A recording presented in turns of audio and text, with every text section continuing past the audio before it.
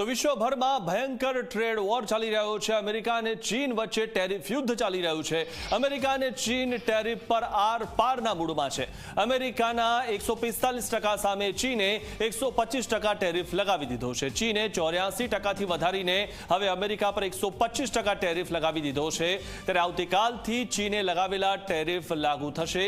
ચીને હોલિવૂડ ફિલ્મો પર પ્રતિબંધ લગાવી દીધો છે। આ ખૂબ મોટા સમાચાર છે કે ચીને હોલિવૂડની ફિલ્મો પર પ્રતિબંધ લગાવી દીધો છે। અમેરિકા ચીન ટ્રેડ વોરની અસર હવે ફિલ્મો પર પણ થવા લાગી છે। ત્યારે ટ્રમ્પે જે રીતે ટ્રેડ વોર રમવાનું શરૂ કર્યું છે અને તેની જે અસર છે, તેની જે વિપરીત અસર છે, તે આખા વિશ્વભરમાં થઈ રહી છે। અને ચીન જે આટલી બધી વસ્તુઓની જે નિકાસ કરતું હોય છે અને તેણે અમેરિકા પર ટેરિફ વધારી દીધો છે, કારણ કે અમેરિકાએ પણ ચીન પર ટેરિફ વધાર્યો। ત્યારે હવે ચીન અને અમેરિકા આરપારના મૂડમાં છે।